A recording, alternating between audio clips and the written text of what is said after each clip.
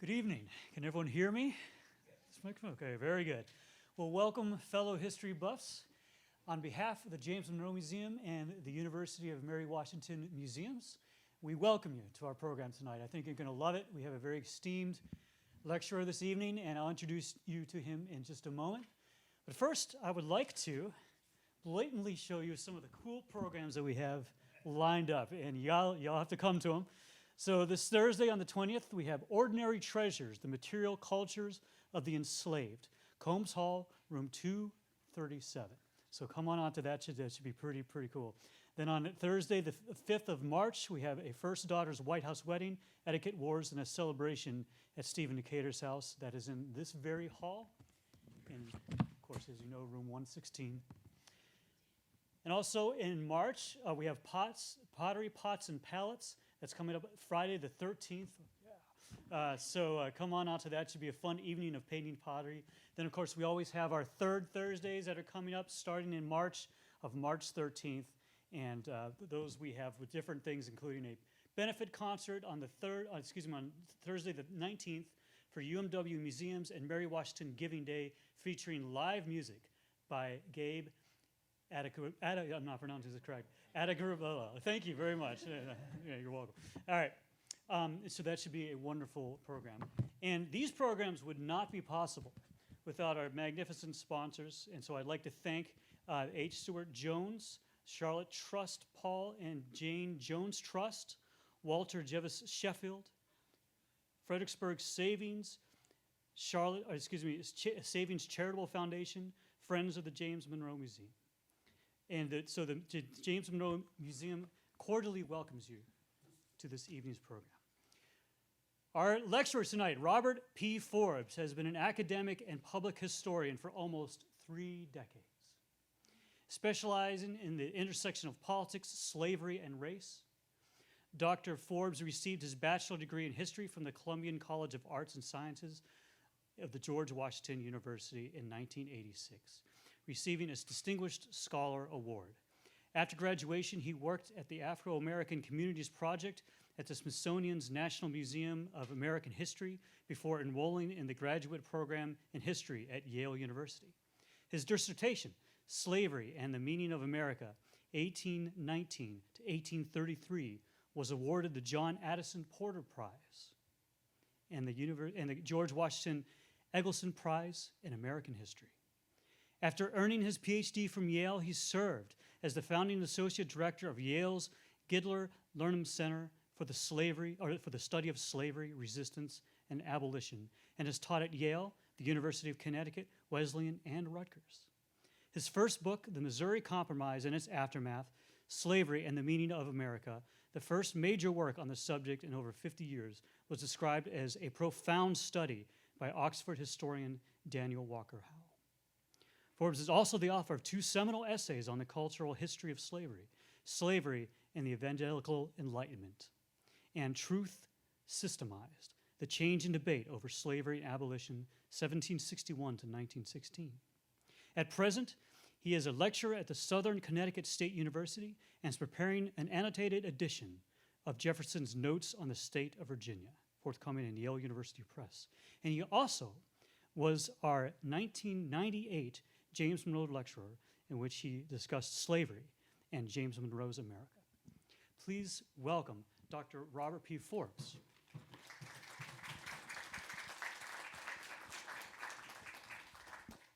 Thanks, Jared. It's great to be back at the University of Mary Washington. Can we turn this on? Make a big difference. How's that? Yeah. Okay, good. So we run up to the beginning of this thing. Here we go. I'm delighted to be back in the city where James Monroe launched his career, and honored to be invited to speak on President's Day at the University of Mary Washington. And it's especially significant because we're currently in the vortex of the 200th anniversary of the culminating events of the crisis over Missouri's admission to statehood. arguably the most dangerous episode in American history before the sectional crisis of the Civil War.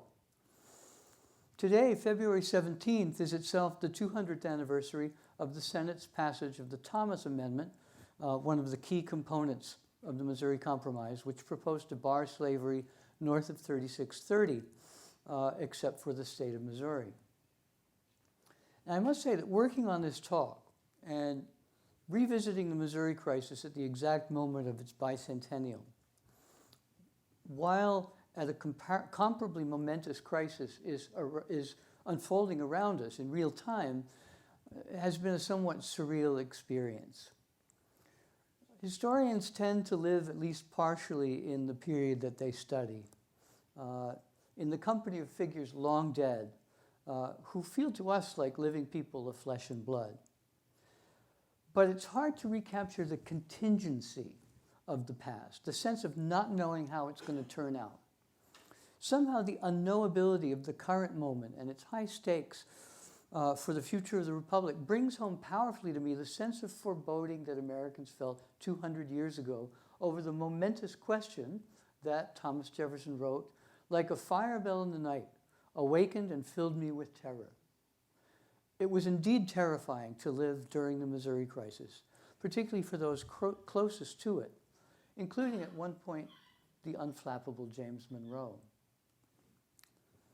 Now, I know all of you are history buffs, but I doubt that many of you just took your AP American History course. So let me give you a quick refresher course on the Missouri Compromise.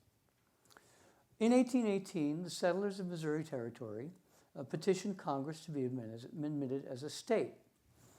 All was going along routinely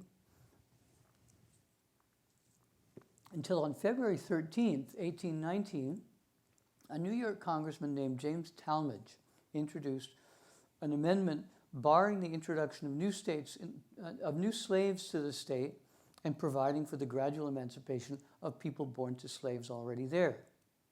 The House passed Talmadge's amendment, and the Senate defeated it, leading to months of congressional stalemates and threats of secession and violence.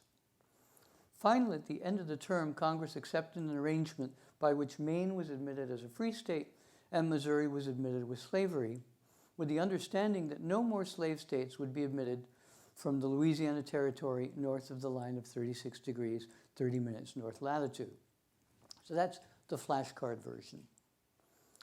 But there's something odd about the Missouri Compromise.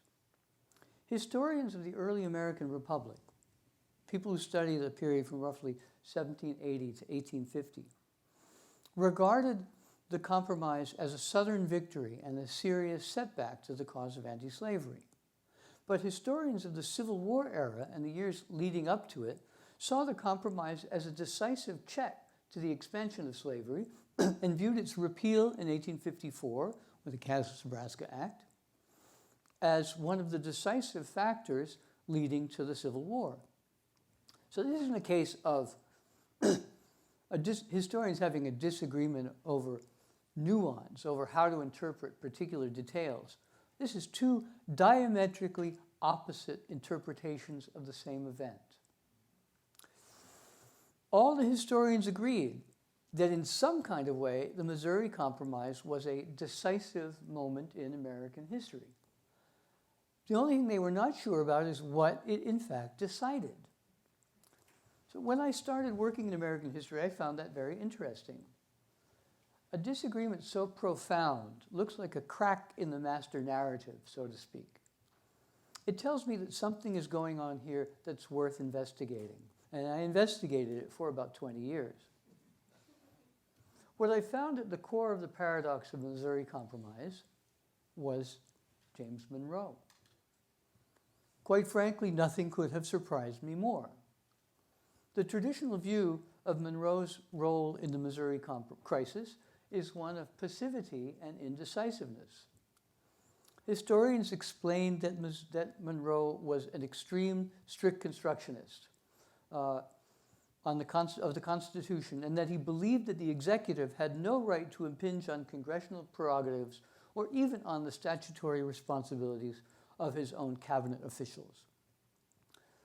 They implied, without quite saying so, as Jefferson does here, that he was kind of a dim bulb, a pale reflection of his great Virginia predecessors, Washington, Jefferson, and Madison. At the risk of seeming conceited, I think I can say that my book, The Missouri Compromise and Its Aftermath, had an impact in changing that view. I'm uncomfortable blowing my own horn, but I was surprised last year to find in an article by John Craig Hammond in the Journal of American History the assertion that my book, quote, has become the authoritative source on the Missouri crisis and Monroe's role in shaping its outcome. Forbes's Monroe is an anti-slavery unionist and statesman worthy of effusive praise. Over the past decade, Hammond claimed, Forbes's interpretation of Monroe has become standard in the literature of the Missouri Compromise and the politics of slavery, influencing such distinguished historians as Daniel Walker Howe, Manisha Sinha, and Mary Washington's own Dan Preston. Like many of us, I have long been accustomed to being damned with faint praise, but never before have I been so lavishly praised with faint damns. Thank you, Craig. If attacking my interpretation of Monroe has now become revisionist, I feel gratified indeed, not on my behalf, but on Monroe's. Monroe is chiefly famous for one thing. What's Monroe most famous for? Doctrine. The Monroe Doctrine. That has usually been attributed to his Secretary of State.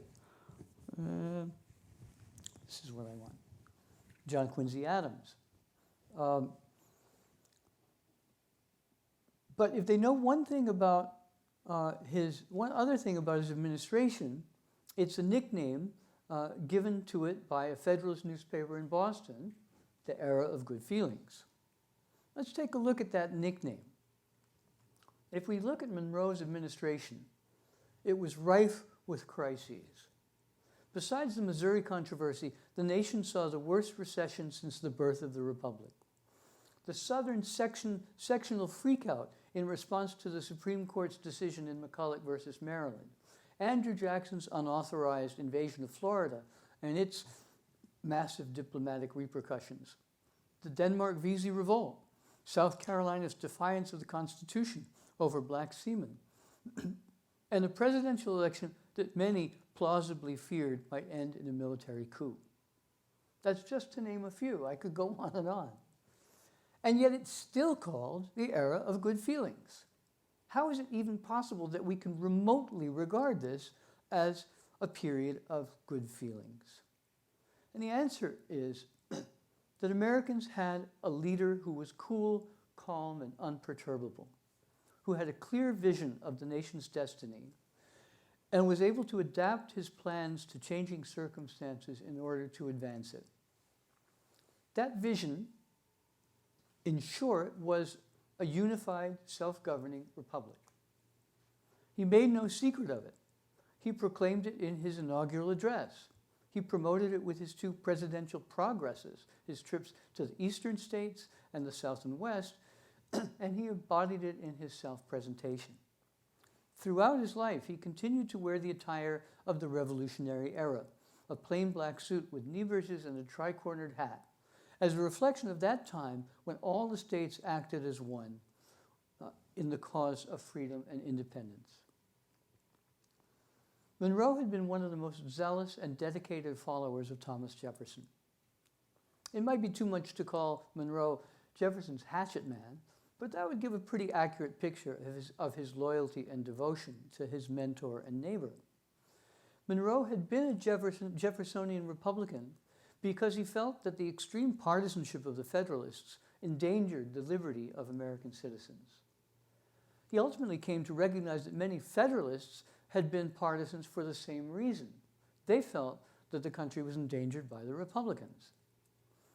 Now that the cause of party battles was over, Monroe saw no need for continuing party politics and warmly welcomed the Federalists back into the political fold as long as they stopped being Federalists.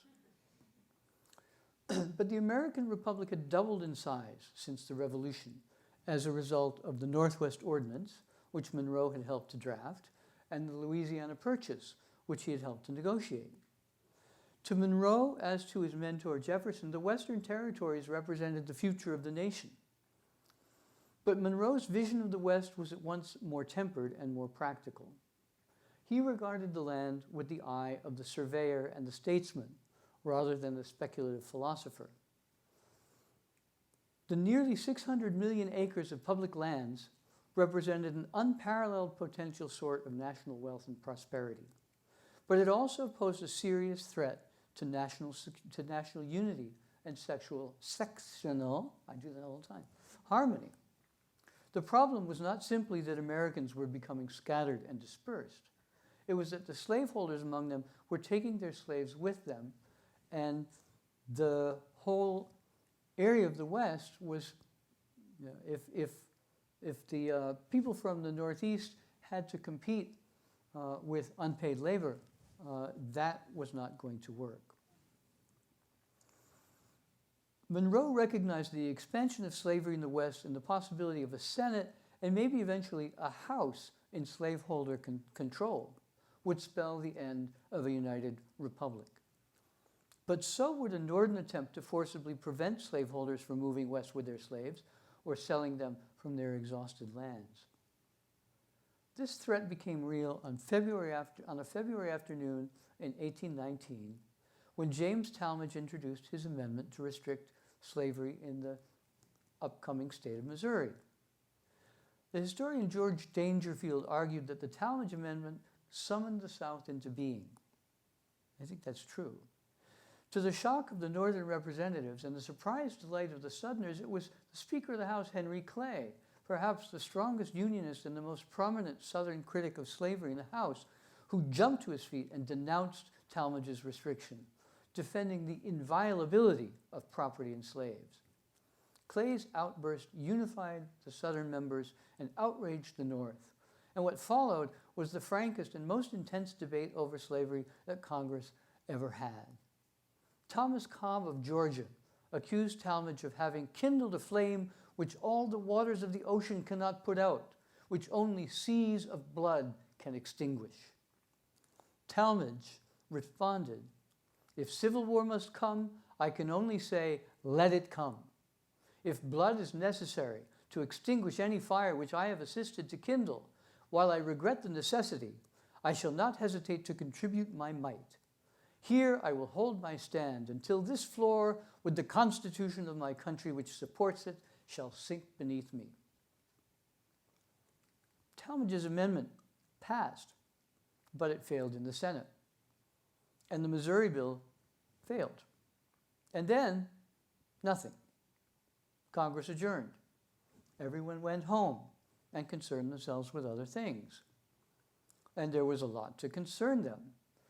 There was breaking news in foreign and domestic policy all through the spring and summer. Among the significant stories was the State Constitutional Convention in Maine, which had petitioned to separate from Massachusetts and become a state.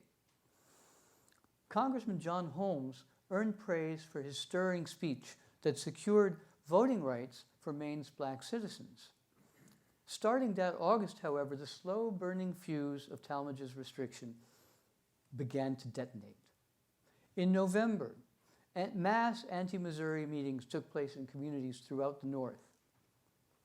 The anti-Missouri meeting held in Lancaster, Pennsylvania, was chaired by one James Buchanan, who becomes the most famous Northern man of Southern principles in American history. In December, when Congress reconvened, Northern state legislatures began passing resolutions, and in most cases, unanimous resolutions, instructing their congressional delegations to restrict slavery in Missouri. During all these rising tensions, James Monroe remained unperturbed. As early as January 8th, he informed his Secretary of State, John Quincy Adams, that he was sure a compromise would be found. A few days later, he sketched out to his son-in-law and political advisor, George Hay, the essential features of a plan to propose a geographic dividing line between slave and free states. On the question of opposing the restriction of slavery, the Virginians brooked no compromise and apparently assumed that Monroe felt the same way. They already distrusted him and Hay for their support of the Marshall Court's decision in McCulloch versus Maryland, which endorsed a broad construction of Congress's constitutional powers. So they were pleased when Hay led the charge against restriction in a series of articles in the Richmond Enquirer, evidently with the president's blessing and perhaps even assistance. He well knew that no politician can survive without the support of his constituents back home. And the Virginians were, on the issue of slavery, a piece of work. Monroe presumably felt that he could rely on Republican Party discipline in the North to enforce a compromise that he sincerely believed to be in the nation's best interest, and to swallow a concession to the South in exchange for its acquiescence in policies crucial to Northern interests in finance, tariffs, and internal improvements. For those Northern politicians for whom party discipline or love of the Union were not everything, it turned out that the executive had other carrots and other sticks. In New York and New Hampshire, for example, Monroe's temporary ally, Martin Van Buren, ensured that what he called rascally postmasters, who didn't promote the administration's agenda on Missouri, found themselves out of a job, and more compliant individuals took their places. Some principled opponents of slavery had their principles tested by offers of plum diplomatic appointments to lovely European cities. One stridently restrictionist Philadelphia journalist, William Duane, sensing that bribes were in the air, he had a good nose for that, offered his services either to run guns to South American revolutionaries or to serve as the government's agent to Venezuela. Monroe contemptuously rejected the offer. To commission such a man as a public agent, he told John Quincy Adams, would give a general disgust to the people of this country, who would universally consider it as buying off the opposition. And in Monroe's view, anyways, he was not worth buying. This episode speaks volumes about the president's handling of the controversy. It substantiates the impression of his opponents that his administration exchanged offices and emoluments for cooperation. More importantly, it demonstrates Monroe's complete self-command. He would take every measure necessary to secure Missouri's unrestricted admission, but no unnecessary ones. He would not be blackmailed. And while Adams was filled with visions of dark and unpropitious prospects abroad and far more gloomy and threatening ones at home, leading to an appalling future, typical Adams, Monroe complacently remarked that as to the Missouri question, he apprehended no danger from that. He believed a compromise would be found and agreed to, which would be satisfactory to all parties. This is in the midst of, people are talking at this point about, Henry Clay is talking about passing the appropriations bills and going home to consult with his constituents, and recommended that the other Southern congressmen did the same. Maybe he's exaggerating a little bit for effect, but it's scary. And the folks down in Richmond, they were not bluffing at all. They were perfectly willing to pull out of the Union if they felt that their peculiar institution was in danger. Just in case, the president's party came up with a threat that the North could not ignore. If they didn't admit Missouri without a restriction of slavery, Maine would not be admitted either. This proposal was floated by James Barber, Monroe's chief ally in the Senate, and taken up by Henry Clay. It turned out to be a serious miscalculation. Even the most doctrinaire Northern Republicans were furious at the Southerners' bullying tactics. Those few Northern politicians who opposed restriction, chief among them Maine's John Holmes, came under withering scorn and contempt. His constituents let it be known that they would be willing to forego statehood for 1,000 years if achieving it meant the expansion of slavery.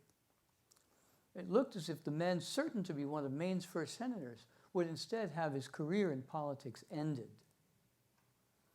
It was at this point that Monroe's confidant, Thomas Jefferson, penned the famous passage that I quoted earlier, which described the Missouri Compromise as a fire bell in the night, the knell of the Union, in a letter to John Holmes. It could be argued that nothing less than an endorsement from the author of the Declaration of Independence himself could have salvaged Holmes' political career in Maine. Fortunately for him, he had exactly that. I regret, Jefferson wrote, that I am now to die in the belief that the useless sacrifice of the generation of 1776 is to be thrown away by the unwise and unworthy passions of their sons. If they would but dispassionately weigh the blessings they will throw away against an abstract principle more likely to be affected by union than by scission, they would pause before they would perpetrate this act of suicide on themselves and of treason against the hopes of the world. To yourself, as the faithful advocate of the Union, I tender the offering of my high esteem and respect. Armed with this powerful document, Holmes recouped much of his standing with his constituents and did go on to become one of the first senators from the state of Maine. Meanwhile, the debate in Congress over Missouri droned on and on, long after the oratorical titans of the era had had their say. And here again, watching the impeachment trial, I couldn't help but feel, well, first of all, wow, those are speeches that are the length of the ones that I'm studying. And some of them were great, some of them were so-so, but by the end of them, they were all massively repetitive. And that's what was going on as you get weeks and weeks into the congressional session of February 1820. After an interminable session in which every imaginable change had been rung on the Missouri question, Representative Felix Walker of North Carolina pleaded to be allowed to give still one more speech, explaining that he needed to prove to his constituents by the printed transcript of the speech that he was doing his job. I shall not be speaking to the House, he acknowledged, but to Buncombe, the county that he represented. And that's where the term bunkum, meaning nonsense, originated. By the way, the House rejected Walker's request by an almost unanimous vote. As is usually the case, the real work of deal-making was taking place not on the floor, but in the back chambers, the taverns, and the boarding houses, and in the White House, then called the Palace.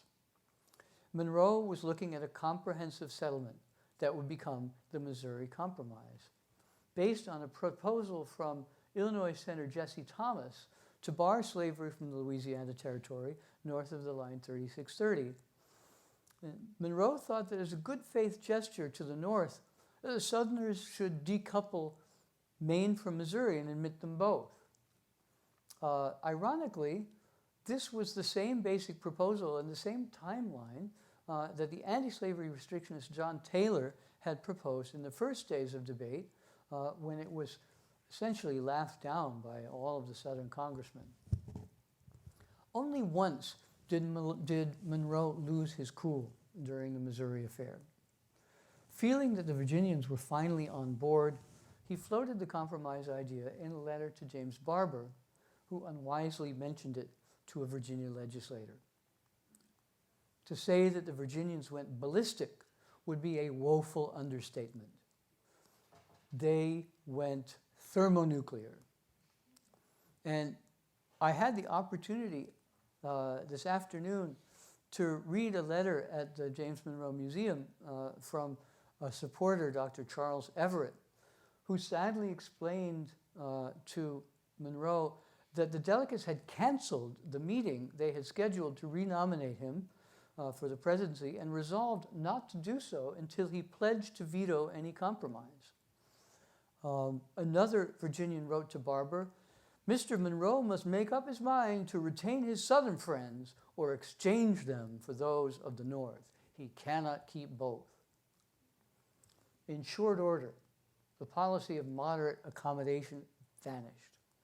Jesse Thomas retracted his proposal for a 36-30 compromise, and Maine was again hogtied to Missouri. Barber wrote to the Virginians that the principle of yield nothing would from now on be Monroe's law. And Monroe informed Dr. Everett in a widely circulated letter that he would oppose restriction even to the hazard of the Union. Even John Marshall, the embodiment of evil for Virginia's strict constructionists, lobbied hard for the president.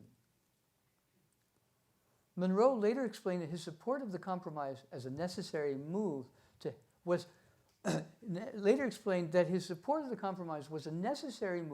to head off a nefarious plot by one could call the Federalist deep state to install New York's Governor DeWitt Clinton and New York Senator Rufus King as president and vice president in the election of 1820. The effort to frighten the Richmond junto into acquiescing in the Missouri Compromise, they would not vote for it, seems to have worked. But it is the case that they retained so little enthusiasm for President Monroe that the Virginia legislature adjourned without endorsing him. Monroe had not won the support of Virginia, his biographer Harry Ammon wrote, but only its neutrality. It speaks volumes about the paranoia of the Southern political elite that they took the far-fetched Clinton-King threat seriously. The new line coming out of Washington was that a cabal of Northern extremists were literally on the verge of stealing the election and putting the New Yorkers, Clinton and King, in the White House. The whole Missouri crisis was, in fact, nothing more than a concoction of disgruntled Federalists. They were the original deep state who saw it as a ticket to regain power. This idea is comparable to Republicans today believing that Hillary Clinton is about to win the 2020 election, except only if Clinton, like Rufus King, had lost every single state's electoral votes. You know, who's going to do the voting for this person? Even though they came out of the Missouri struggle with the range of slavery drastically restricted, Southerners were able to rejoice that they had escaped the danger of a Clinton presidency, a totally fictitious threat, and that with the admission of Missouri, they had gained the principle of a trans-Mississippi slave state above the Mason-Dixon line, even if in practice it was intended to be the last and only one. This pragmatic anti-slavery solution bears a remarkable similarity to the approach Monroe had used in diplomatic negotiations with Great Britain in 1806 that should have prevented the War of 1812. He agreed to a treaty which implicitly conceded Britain's right in principle to impress U.S. sailors, while at the same time obtaining a written pledge that the British would abandon the practice in fact. Unfortunately, President Jefferson, for whom principle was often more important than practice, repudiated the treaty and virtually impugned Monroe's patriotism. The struggle to pass the Missouri Compromise required Monroe to work in concert with many elements, such as Martin Van Buren's Bucktail faction in New York, who were inveterate opponents both of Monroe's economic nationalism and of the president's policy of amalgamation of parties. They owed everything to party struggles. As soon as the Missouri controversy had passed, Monroe lost no time in reasserting his independence from these doctrinaire Republicans. He appointed their political enemies to important positions, including the postmastership of Albany, which he put in the hands of Solomon Van Rensselaer, a prominent anti-slavery supporter of DeWitt Clinton. This was a stinging rebuke to Van Buren, not only because it undermined his prestige in his personal stronghold, but because now he could never be sure that political letters addressed to himself or to his Bucktail associates would not be opened and their contents become known to his Clintonian enemies. As always, Monroe allowed no hint of his role in the Albany appointment to surface publicly. Instead, he attributed the decision to his Postmaster General, and indeed, his unwillingness to overrule him and install a candidate more to Van Buren's liking is usually cited as evidence of Monroe's presidential passivity and agonizingly strict construction. But Van Rensselaer's own letters, as well as the reactions of Van Buren's infuriated Bucktail allies, clearly revealed the president's involvement. Van Rensselaer wrote a letter to his wife saying, "I have been invited to dinner at the palace out of alphabetical order." That was how Jefferson had started inviting members of Congress. And he picked Van Rensselaer. When the vice president, Daniel Tompkins of New York, heard that Van Rensselaer had been appointed, he completely lost himself in the president's office in a torrent of vicious swears and invective. Van Buren managed to keep his cool, but he reserved a special place ever after for Monroe in his gallery of political rogues.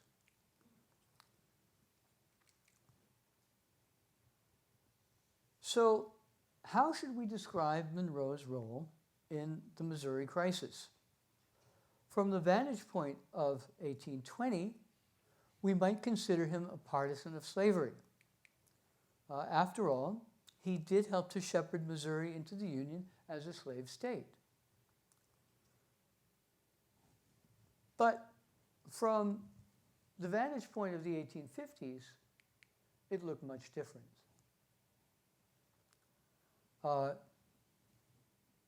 So I felt it was necessary to bring a map because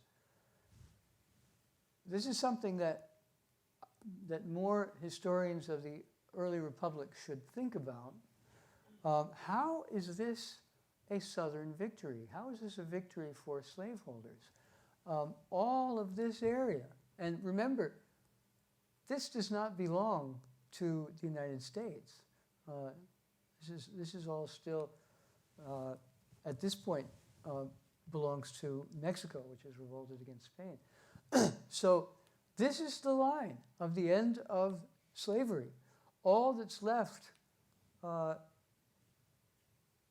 is Arkansas and Florida, which will come in a few years after that.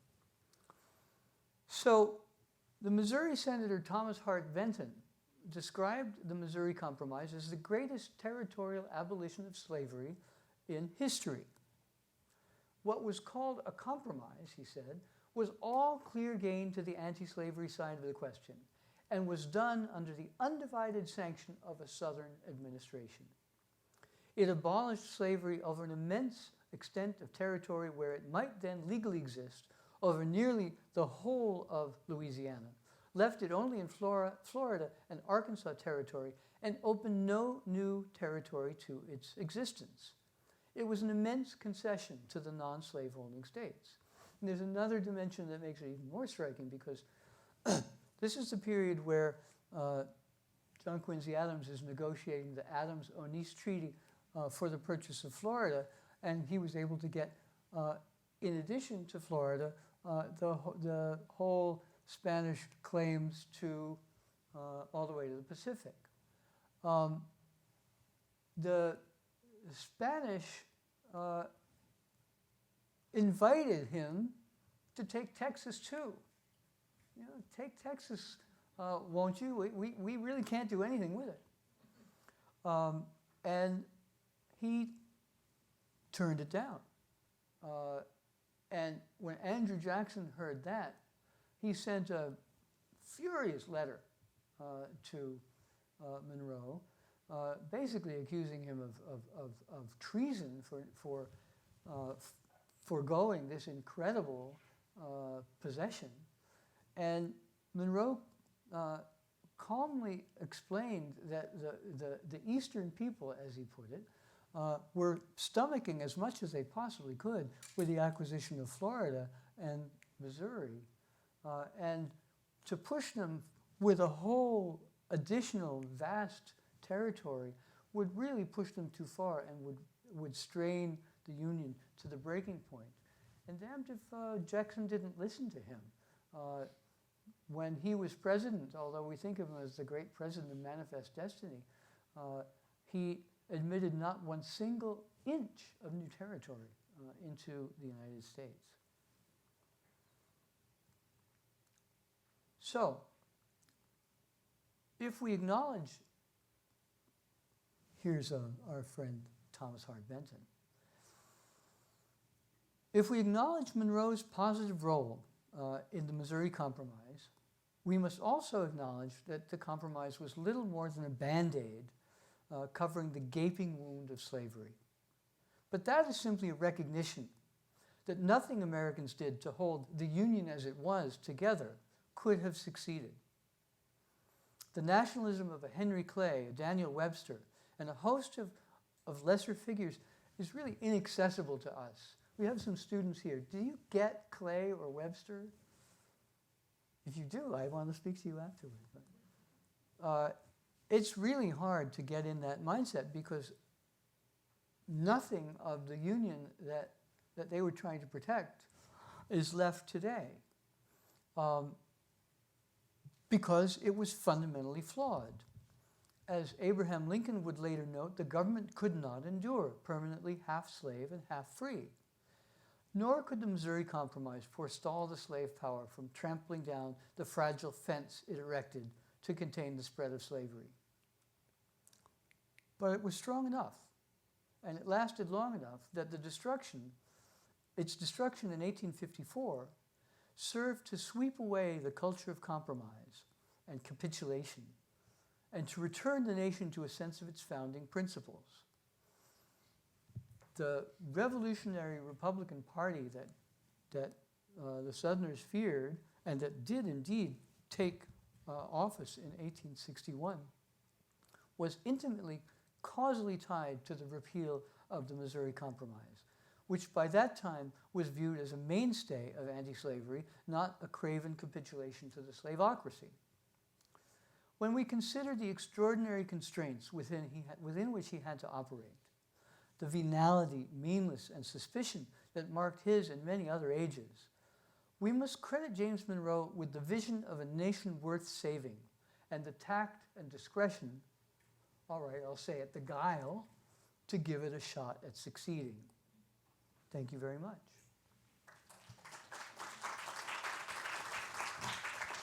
Well, thank you, Dr. Forbes, for an enlightening lecture. At this point, we're taking any questions that you may have. Please raise your hand so I can bring you the mic. Does anyone have any questions? Okay.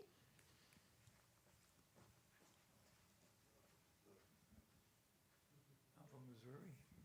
Shall I show you? Now, before the Missouri Compromise and all those discussions, what percentage of the population in Missouri was free? What was slave? And did they have a bloody Missouri like they had a bloody Kansas?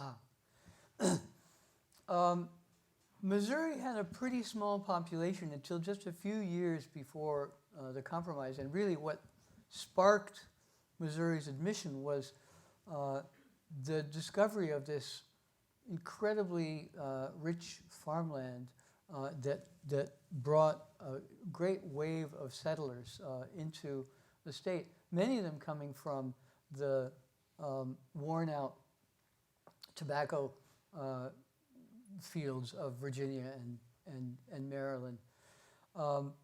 And there were only, at this time, in 1820, there were only about 10,000 slaves in Missouri. Kentucky had 12,000 when it was admitted as a state in 1790. So it was a small percentage, well, a small number, a pretty large percentage, but slavery was sort of intrinsic to the point of Missouri, especially later on when it became sort of wedded to slavery, even though the percentage of slaves was small enough by the 1850s, 1860s that they could have ended it gradually without any hardship. But there was not bloody Missouri yet, as there would be during the war. But they did beat up some anti-slavery settlers, a guy from New Jersey, and all of that was covered in great detail in the northern newspapers. I get the mic now. Oh, hello. Henry Clay is traditionally, in most accounts prior to your work, given the lion's share of the credit for the Missouri Compromise, and certainly from the tactical side of working within the Congress, there's a lot of that. You have demonstrated that Monroe's role was much more central than was previously acknowledged. To what degree, if any, were Monroe and Clay coordinating their activities, or did they sort of independently proceed down the same path? I've got to say that they must have been coordinating.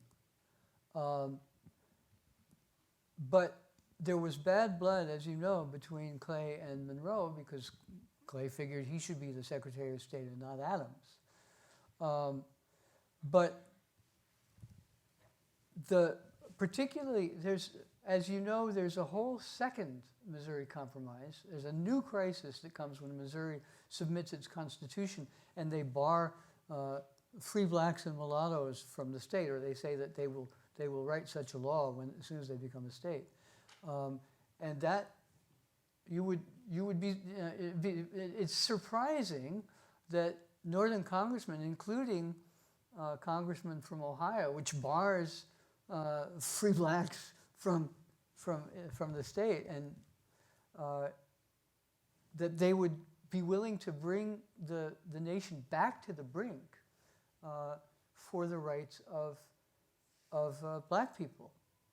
The reason for this, by the way, is that if you subtract any particular group of people from the coverage of the Declaration of Independence, all men are created equal, and that's why we got our independence, and the Constitution,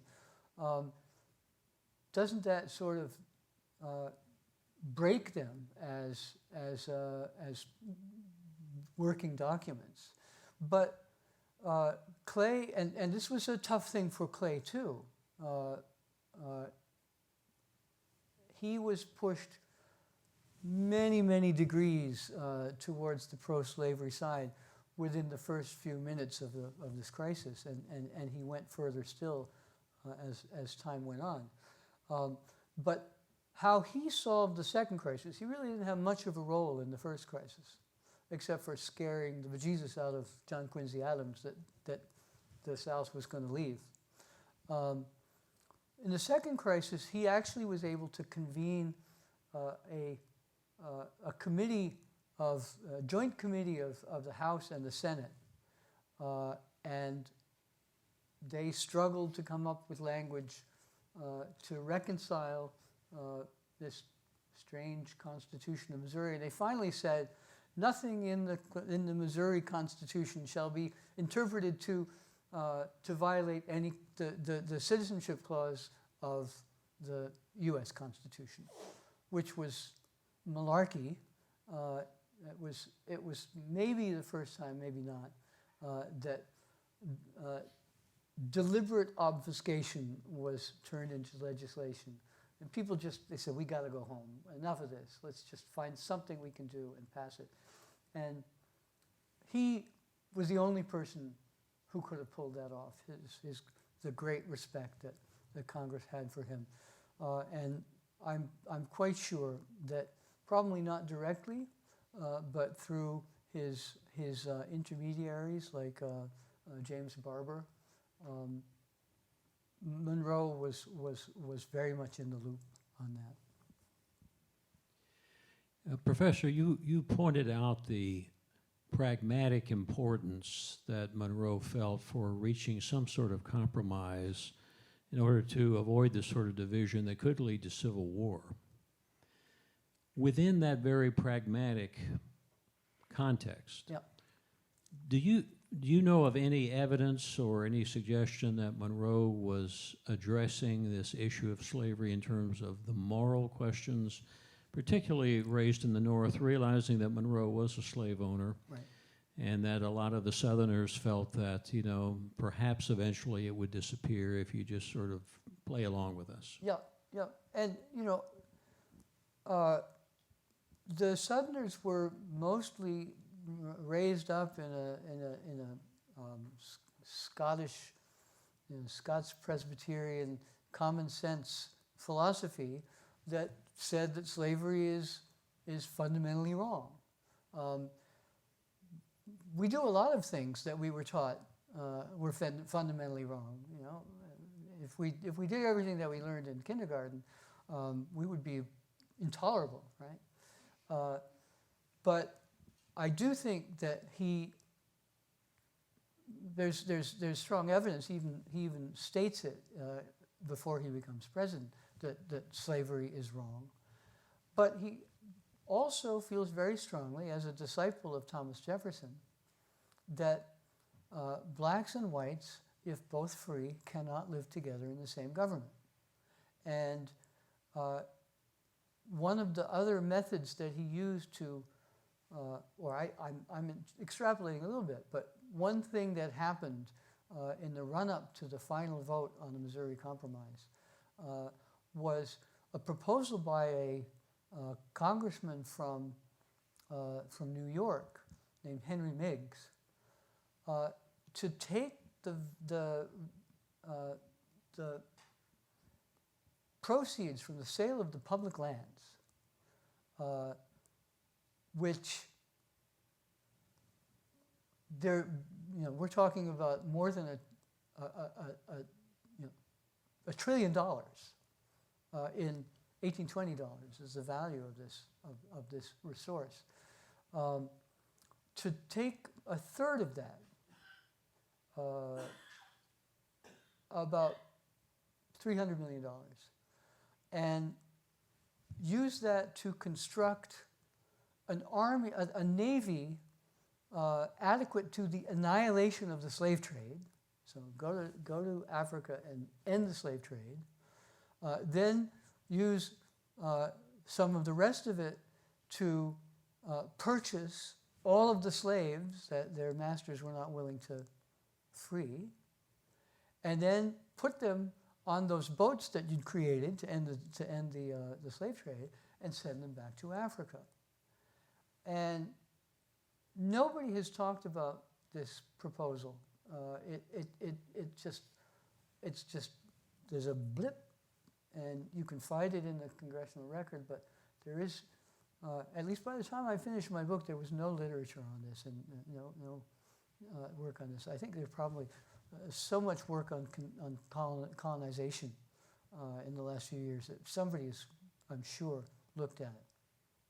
But so the question is, was this a serious proposal, or was this just spooking the Southerners and saying, look, if you don't vote for this compromise, this is what's coming next when Clinton and King take over the government. And everybody knew that the restrictionists were going to get a larger majority in the House for the next session, which they did.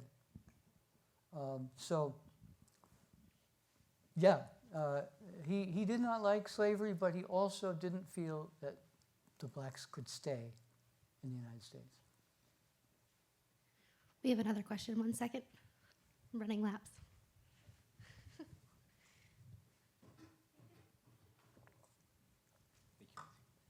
Yeah, so obviously Monroe had a pretty long political career, kind of starting in the Revolution and ending 50 years later. And with that perspective, do you know if he or any of his contemporaries really looked back with regret on how they handled the slavery question? Now, obviously, he passed away only like 11 years after the Missouri Compromise, Right. but how did Monroe in his last sort of moments view how he and his contemporaries handled the question? Well, he sure was happy in 1825. I think he felt very satisfied that his vision was going to continue. Monroe is currently buried in the Hollywood Cemetery in Richmond, but as I'm sure you know, they had to dig him up in 1858 in New York City, because that's where he was buried. And you know, he was elderly; he didn't have much longer to live, and his daughter Elizabeth was living there. But I can't help but wonder whether New York was just a much more congenial place for him in the really the totally new world of Andrew Jackson's America. I have pitched a partial biography of Monroe, which is called James Monroe, to be called James Monroe and the End of the American Republic, because something really stopped with the election of 1828. They're two different worlds. So that's how I would answer that question. Do we have any more questions? Well, thank you so much, Dr. Forbes, for a lovely lecture. Please feel free to stay after to speak to Dr. Forbes, and please enjoy some refreshments, and we hope to see you to more 2020 programs. Thank you. Thank you.